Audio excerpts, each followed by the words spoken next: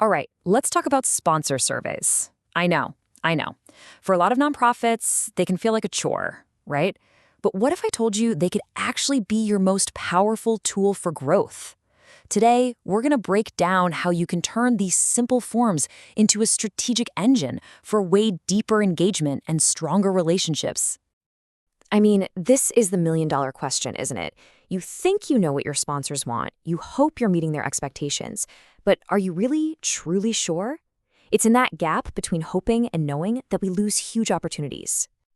Because, when we're just guessing, we risk putting resources in the wrong places. We miss out on chances to connect, and we can even damage that vital bond with the very people who make our work possible. The solution is actually pretty simple. Stop guessing and start asking.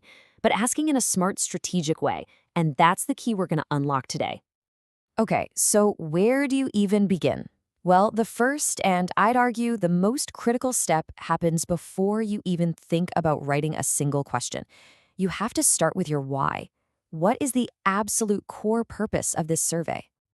Are you trying to get a general vibe check on sponsor satisfaction? Or maybe you've noticed a little dip in engagement and you need to figure out why. Perhaps you want to dig deeper into what really motivates your sponsors, or you just need to know if your impact reports are actually landing the way you want them to.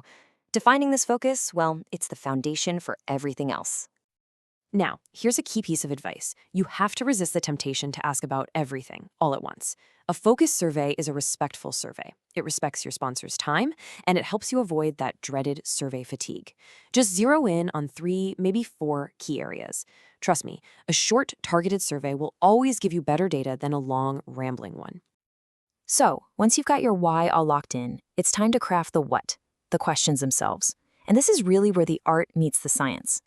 Because how you ask a question completely changes the kind of answer you're going to get back.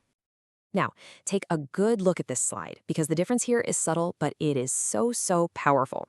That question on the left, that's a leading question. By calling the updates wonderful, you're already nudging the sponsor toward a positive answer. You're creating bias. But the neutral question on the right, it just asks for a preference. It opens the door for a truly honest answer, and that's the kind of useful feedback you actually want. And that leads us right to this handy little checklist. Seriously, think of this as your guide to getting it right. Is the question simple? Does it only ask about one thing? I mean, how does it look on a phone? And this is a big one. Have you tested it on your own team first? Following these simple rules makes a world of difference. Okay, so you have your clear goals and your perfectly crafted questions, but that's only half the battle, right? Now we need to talk about delivery. How do you actually get this survey in front of your sponsors at the right time and in the right place to get the best possible response?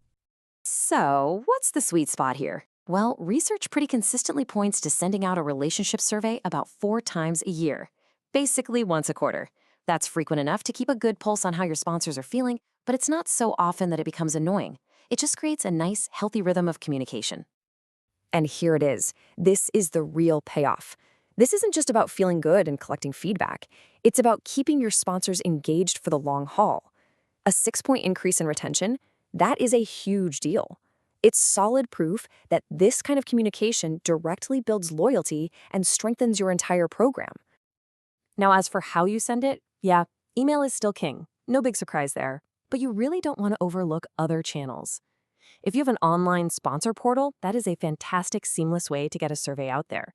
And for really quick, one-question pulse checks, SMS can be super effective. The bottom line, go with a multi-channel approach. You'll almost always get better results.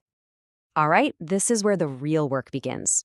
Let's be honest, collecting the data is the easy part. The magic really happens when you transform all those numbers and comments into a real concrete plan for making things better. So here's a simple but really effective 4-step process. First, just analyze the numbers. Look for the big trends. Next, you gotta dive into those written comments by coding them. Basically, just grouping them into themes like communication or impact. This is where you find the story. From there, you build an action plan. And finally, and this is so important, you set goals that you can actually measure. And that brings us to the power of being specific. Improve updates is, well, it's just a vague wish. It's not a goal. But increase photo updates by 20% in the next 6 months, now that is a concrete, measurable target. It creates accountability, and it gives you a super clear way to track your progress and show everyone what you've accomplished. And this leads us to the final, and I would say most overlooked step in this whole process. You've asked, you've listened, you've made a plan, but you're not done yet. Now you have to tell your sponsors what you're doing. You've got to close the loop. Using a simple framework like you asked, we listened is just incredibly powerful. It immediately tells them their voice was heard and that you're taking their feedback seriously. This isn't just a report, it's a confirmation that they are a valued partner. It turns a simple update into a huge relationship-building moment. And this is why it is so critical. When your sponsors see that their feedback led to real, actual change, it builds an incredible amount of trust. It transforms them from just a person who gives money into a true partner in your mission. And it pretty much guarantees they'll be excited to give you feedback the next time you ask. Now, I know what you might be thinking. Managing this whole feedback cycle, from designing and sending to analyzing and following up, can feel like a really heavy lift. And that's where the right technology can be your best friend, automating all the repetitive stuff so your team can focus on what really matters, building those relationships. And with that technology comes a really critical responsibility: data security. With nearly a third of all nonprofits facing cyber attacks, using a secure, centralized platform to handle sensitive sponsor info isn't just a good idea, it is absolutely essential. So, if you only remember one thing from our time together today, please let it be this. A sponsor survey is not a test. It's a conversation. It's a chance to deepen your connection and to fuel your mission together. And that's really the question I want to leave you with. How will your next survey start a real conversation instead of just being about collecting data?